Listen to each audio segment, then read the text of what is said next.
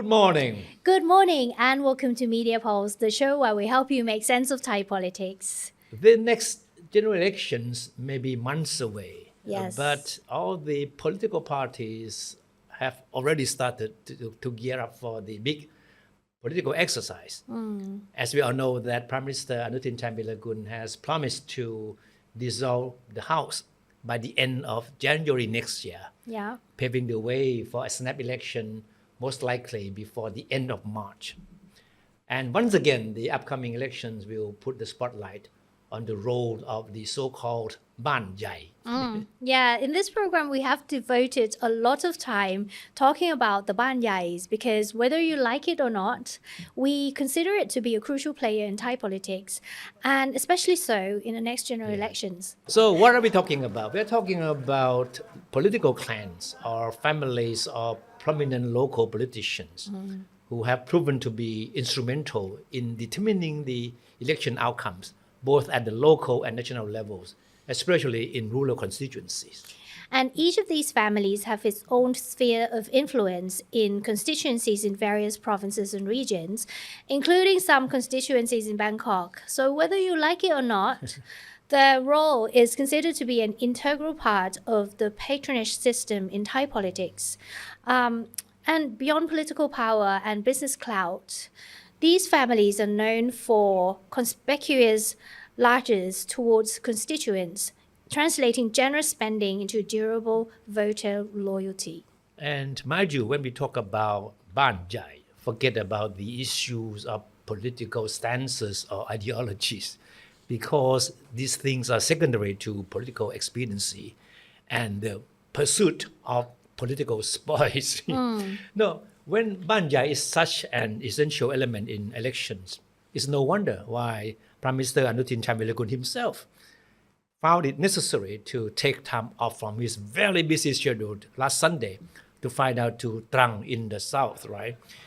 To personally court one of the most influential Baan Yais or political families in the region. Yeah, and we're going to talk about one family who were on hand to welcome Anutin and his entourage. There were members of the Law Sthapon Pipit and dozens of their supporters. And the fact that Anutin had to be there in person only confirms how much he and his Phumjai Thai party values the family. So accompanying Anutin on the mission was Deputy Prime Minister and Communication Minister Pat Ratgitprakarn, who is entrusted with leading the party's charge into the south in the next election. A little bit of background. The Law Sthapon Pipit family was formerly allied with the Democrat Party, which considers the south one of its strongholds.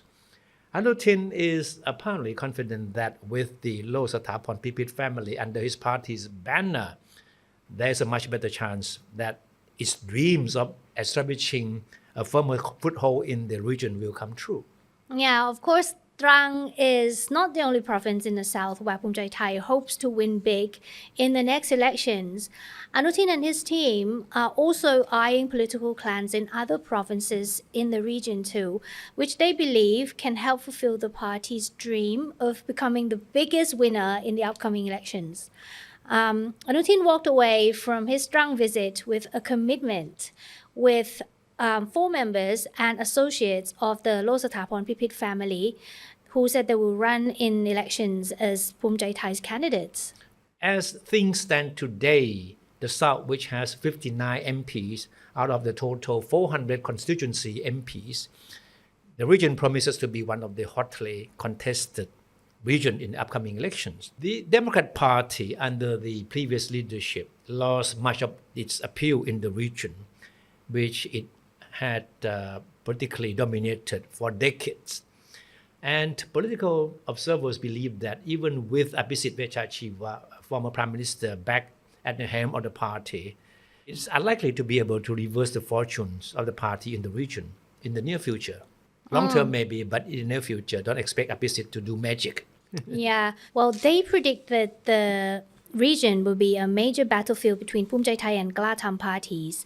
The Kla Tham party is a mid-sized party whose de facto leader is Thamarat Pompao, who served as Deputy Prime Minister in the Anutin government currently. Thepchai is a very controversial political veteran Yeah. whose conviction in a drug case in Australia back in 1994 has consistently come back to haunt him Yeah. and has been making a lot of headlines in recent days. Yes.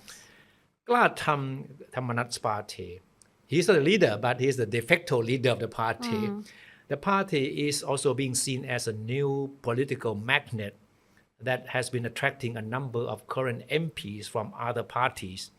And these people are most likely to be aligned with the parties to become its potential candidates in the next elections. Yeah, and now back on Phumjai Thai Party, which has been going all out to make sure that it will have an upper hand in the elections. Sources in the party have expressed confidence that the party should be able to win as many as 120 MP seats to be in a position to lead the post-election coalition. Now, the latest poll by the National Institute of Development Administration, or NIDA, has also come as a piece of good news for the party. Now, it shows that the people in the northeastern region favor Anutin over other party leaders as the next prime minister. So, political observers point to the current co-payment scheme, which was introduced by Anutin government as one factor contributing to the Phumjai Thai leaders' overnight popularity. The Northeast, which has the largest number of MP seats, will see a tough race between Phumjai Thai and Pheu Thai parties. The region, in fact, has traditionally been a stronghold of Pheu Thai party, the core of the previous Patongtan government. But of course, Phumjai Thai is not the only party that is trying to court Baan Yai, or the local political clans. All other major parties with the potential of doing well in the elections are also doing the same.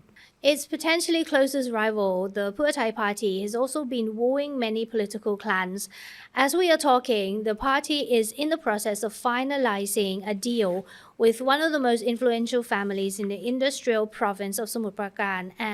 We're talking about the Asawahem clan. Members and associates of the family have been affiliated with Palang Pracharat Party since it was set up to serve as a political vehicle of former Prime Minister General Prayut Chan-o-cha. And the family has extensive business networks and political connections at both local and national levels. The head of the family, Watana Asawahem, a former Deputy Interior Minister, has been in exile since 2008 to avoid a corruption conviction. Even though there are still several months away before the elections, but it looks like the countdown has already begun. So from this point on, you can expect to see a flurry of moves by parties to win over Baan Yai in the lead up to the polls. Yeah, exactly. There are political observers who are saying that the upcoming general elections will be a cutthroat competition among the top tier parties. And one of them is the People's Party, which has a strong appeal among younger voters and is expected to dominate the next elections. Now, political observers believe that with such popular support, the People's Party is probably the only political party that doesn't require the service of the Baan Yais.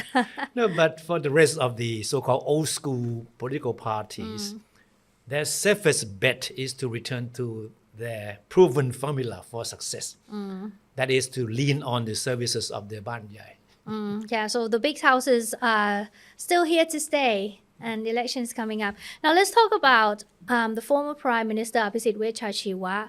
For him, coming back to lead the Democrat Party entails many political challenges, but that's not it. Because he has a question that has been haunting him no matter how much time has passed. And we're referring to the handling of the red shirt protest back in 2010 when he was the head of the government. And early in the past week, he was invited to speak at Chulalongkorn University. And as he walked onto the campus, he was confronted by a group of students who accused him of ordering the killing of red shirt protesters 15 years ago.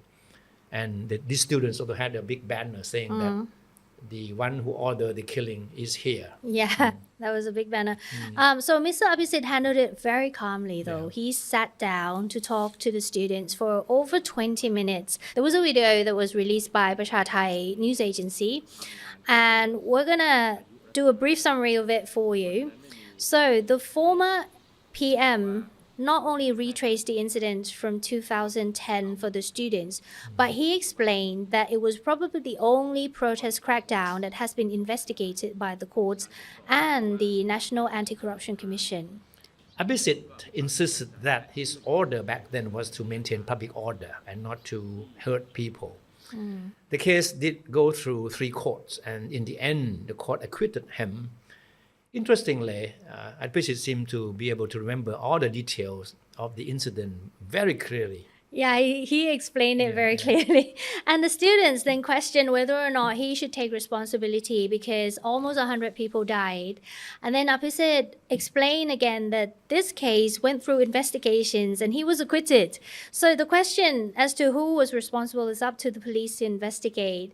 But you know what? The discussion come argument sort of went on in a loop for a while. And Abhisit left the conversation with the students with a very poignant questions. Yeah. He asked, are you also demanding justice from the government that caused the deaths of the yellow shirts? Do you think the deaths of those people also matter? If so, you should be making the same demands on those who ran the government back then too. Yeah, and it's only been 3 weeks since Abhisit made a comeback as the leader of the Democrat Party. And this was the only first case where he had to deal with the question from 2010. So I guess with the upcoming election season, it's not difficult to imagine that this question will return as he embarks on the campaign trail. And speaking of Baan Yai just now, there are new developments in the Democrat Party as well because Thepchai has left with his friends. Thepchai is supposed to be the owner of another Baan Yai. Yeah.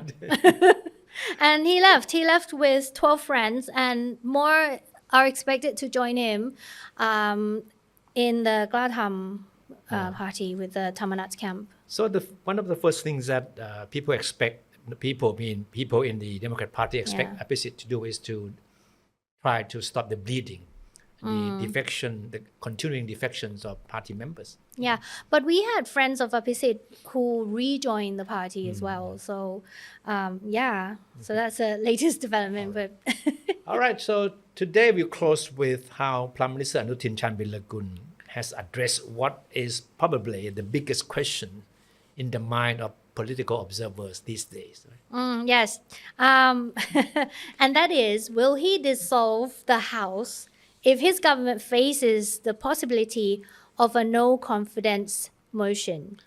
Now, Anutin did give an answer when confronted with the questions early this week. But his answer was not in Thai. Yeah. And certainly was open to a lot of interpretation. Yes. I play it by ear, said the Prime Minister in English. Yeah, I like that phrase though. So as we all know, Anutin is pledged to dissolve the House by the end of January next year, and which will pave the way for a snap election that is likely to take place in the last week of March. Now, it was a pledge he made in a political pact with the People's Party in exchange for its support for him to become Prime Minister. But the People's Party, now the largest opposition party in the House, is increasingly dissatisfied with the Anutin government's performance, especially what is being seen as its lackluster handling of the cross-border scams. And the second biggest opposition party, Thai Party, is also said to be gunning for a no-confidence debate against the Anutin government. Yeah, there's been speculation that Anutin might choose to preempt a no-confidence motion by dissolving the House ahead of the promised date.